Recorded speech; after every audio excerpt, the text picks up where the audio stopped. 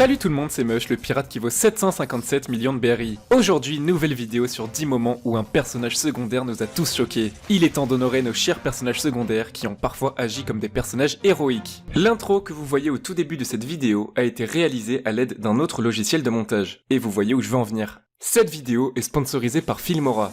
Pour l'avoir essayé, Filmora est sans doute le meilleur logiciel quand tu débutes dans le montage. Si t'as envie de commencer sur YouTube et que tu vois des logiciels complexes, tout ça, ça peut vite faire peur et te freiner dans tes projets. Mais Filmora a été créé pour que ce soit accessible et intuitif pour tous. Facile à prendre en main, sur cette nouvelle interface, j'ai directement compris comment ajouter un fichier à la piste, comment le couper et même faire du tracking automatiquement. Filmora offre des fonctionnalités vraiment intéressantes comme des musiques libres de droit, des bruitages, des corrections de couleurs déjà prêtes, des animations sur les textes et les images. Pour cette intro, j'ai pu ajouter des animations pour zoomer et augmenter l'opacité, des filtres pour donner un rendu un peu plus professionnel et des effets comme l'effet de tremblement qu'il suffit juste de glisser sur la piste pour que ça le prenne en compte. Et pour un rendu pareil, ça m'a pris une trentaine de minutes alors que je connaissais à peine le logiciel. D'ailleurs, si tu cherches des conseils pour le montage, tu peux suivre la chaîne YouTube Wondershare Filmora. Tu y trouveras tout ce dont tu auras besoin pour tes montages. La version d'essai est gratuite et n'a pas de limitation, donc vous aurez accès à tout et évidemment ça vous permet de tester le logiciel avant de décider si vous souhaitez l'acheter ou non. Si vous êtes intéressé, le lien est dans la description. Merci à Filmora Wondershare d'être le sponsor de cette vidéo, ça fait super plaisir, et sans plus attendre, on peut commencer.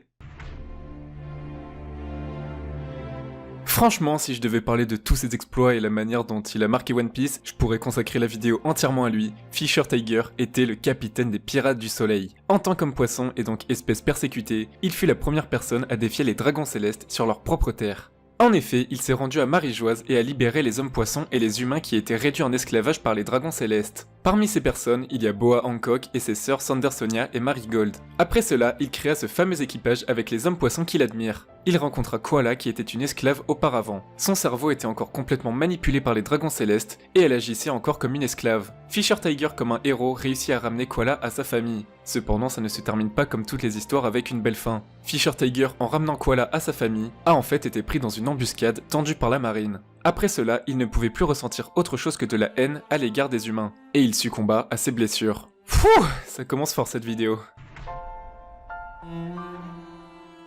Pell le Faucon, connu comme étant le plus puissant guerrier d'Alabasta. Il nous a vraiment surpris celui-là. Lors de l'arc Alabasta, il y avait une bombe qui menaçait tous les personnages présents. Vivi et les Mugiwara ont réussi à trouver la bombe, mais il était trop tard et impossible de la désarmer à temps. C'est à ce moment-là que notre cher Pell intervient.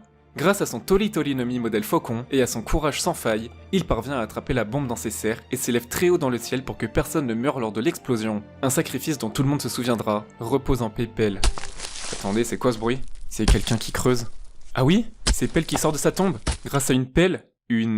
Pelle?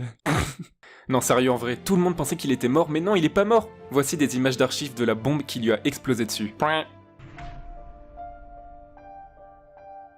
Maintenant, on va pas parler d'un seul personnage, mais d'une tribu entière. Un moment qui fait partie des moments les plus légendaires de One Piece. Kinemon et Kanjuro ont l'intention de voir si Raizo est sur l'île de Zo. Cependant, quand les Mugiwara arrivent, les Minks affirment que Raizo n'est pas sur l'île. On apprend que Jack est venu à la principauté de Mokomo sur l'île de Zo pour trouver Raizo. Mais tous les habitants, fidèles à la famille Kozuki, ont dit à Jack que Raizo n'était plus là. Jack commença donc à attaquer l'île et à les terrasser grâce à une arme chimique. Nous, en tant que lecteurs ou spectateurs, on se dit « Mais c'est qui ce Raizo? Pourquoi il est recherché? Et surtout, pourquoi Jack les attaque alors qu'ils jurent tous qu'il n'est pas là ?» Mais en fait, Raizo est bien présent sur l'île, et tous les Minks se sont entre guillemets sacrifiés pour lui. C'était une scène mémorable quand on les voit tous se prosterner devant Kinemon et Kanjuro, pour lesquels ils éprouvent un profond respect. On passe maintenant à Kyros, le gladiateur légendaire du Corrida Colosseum. Après que tous les jouets de Dressrosa redeviennent citoyens, Kyros se précipite vers Doflamingo et lui tranche la tête d'un seul coup d'épée. Cependant, il s'aperçoit rapidement qu'il est toujours en vie et qu'il n'a pas attaqué le vrai Doflamingo. Ensuite, il rejoint Rebecca et la sauve in extremis de Diamante. Il dit à ce dernier qu'il ne le laissera pas lui prendre un autre membre de sa famille et il engage un combat contre lui. On rappelle qu'il ne manque qu'une jambe à Kyros et que malgré tout, il aura voulu tuer Doflamingo et a réussi à vaincre Diamante, un héros du début à la fin. Ensuite, Kyros et sa fille s'assoient en face de la tombe de Scarlett. Retour sur un Mink, Pedro. Et vous savez évidemment de quelle scène je veux parler. Pedro et les Mugiwara arrivent au Sony, mais ils se rendent compte qu'ils ont été devancés par Perospero et Katakuri. Afin que les Mugiwara puissent s'échapper, Pedro décide de s'attaquer à Perospero qui était en train de freiner les alliés grâce à ses bonbons. Cependant, il se fait vite battre par le ministre des bonbons. Mais déterminé à sauver ce qui pourrait être les personnes que le clan Kozuki attendait depuis des siècles, il décide de se sacrifier en se faisant exploser avec de la dynamite. L'explosion neutralise Perospero et lui arrache un bras. Malheureusement, Pedro, lui, meurt sur la côte de Whole Cake Island.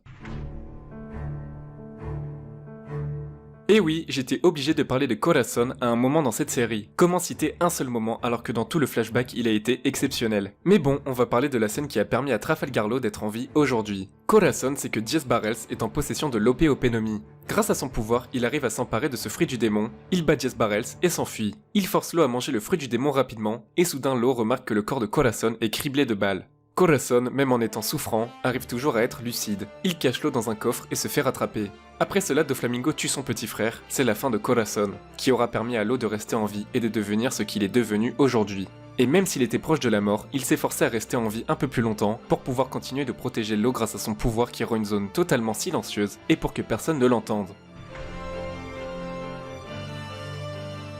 Alors oui, c'est une vidéo des moments choquants, mais c'est surtout une vidéo triste là, y a que des sacrifices. Mais je suis obligé de parler de Bankley pour cet épisode. Le pire c'est que lui, il s'est sacrifié 2 fois. Une fois à Alabasta, il s'est fait passer pour Luffy et a permis aux Mugiwara d'échapper à la marine. À cause de ça, il s'est retrouvé à Impel Down. Mais dès qu'il a eu l'occasion de s'échapper d'Impel Down, il s'est encore sacrifié. Déjà, on notera qu'il a été un soutien énorme pour Luffy dans tout l'arc. Mais aussi et surtout, c'est lui qui a permis à tout le monde de s'échapper grâce à son fruit du démon. Il a pris l'apparence de Magellan et grâce à ce subterfuge, il ouvre la porte de la justice et se sacrifie pour permettre à Luffy et aux autres prisonniers de quitter les eaux d'Impel Down. Attendez, on m'appelle. Ouais, c'est qui? Ah, Bankley, c'est marrant, j'étais en train de parler de toi. Attends, qu'est-ce que tu me dis là? Sérieux? Tu veux vraiment dire qu'à 5000 pouces bleus sur cette vidéo, il te laisse sortir de prison? Et que c'est pas du tout une technique pourrie pour que les gens mettent des pouces bleus? Sérieux, waouh, c'est vraiment cool, je clique direct. On suit la chronologie par rapport au personnage d'avant, car après Mr. 2, on parle de Mr. 3, et après Impel Down, on parle de Marineford. Alors, notre cher Galdino. Oui, il s'appelle Galdino, on continue de l'appeler Mr. 3 alors qu'il a un prénom quand même. Bref. Je veux parler de ce moment où Galdino prend la place d'un des bourreaux de Portgas d'Iaïs, et grâce à son pouvoir, il crée une clé de cire. Il en fera de même pour libérer Marco des menottes en granit marin. Malgré sa lâcheté et son manque de force, il s'est quand même avéré très utile sachant qu'il a permis de libérer Ace et Marco. Et en fait, cela est dû au sacrifice de Bankley à Impel Down, qui l'a profondément touché, et par conséquent, il a voulu réaliser le souhait de son camarade, que Luffy sauve son frère. Merci Mr. Tree, c'est grâce à toi qu'aujourd'hui Ace est sain et sauf. Sashibori-dana. Ah non merde, c'est pas le bon personnage.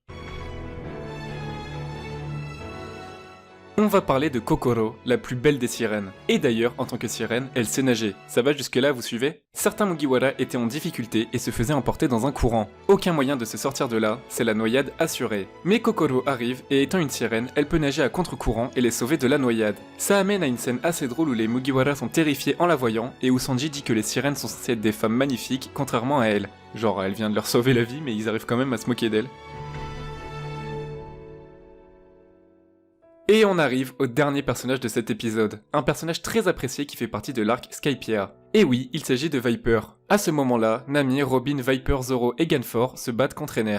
Ganfor se fait éliminer par Ener, et Viper, dominé, dans une dernière tentative, utilise un Reject Dial et arrive à toucher Ener grâce à ses chaussures en granit marin. Il envoie une immense attaque sur Ener et le neutralise. Mais grâce à son pouvoir, il arrive à survivre en se faisant un massage cardiaque. En retour, Ener envoie de nombreuses attaques à Viper et le met hors d'état de nuire. On remarque grâce à ses multiples apparitions que Viper est un personnage très courageux et prêt à donner sa vie pour sauver son peuple. Voilà pour cette vidéo, si elle vous a plu, n'oubliez pas le pouce bleu, dites-moi en commentaire votre moment préféré ou un personnage secondaire vous a choqué, même s'il n'est pas dans cette vidéo, il y en a bien sûr d'autres. Abonnez-vous pour augmenter ma prime, merci à Wondershare Filmora de sponsoriser cette vidéo, on se retrouve pour une prochaine vidéo, ciao tout le monde.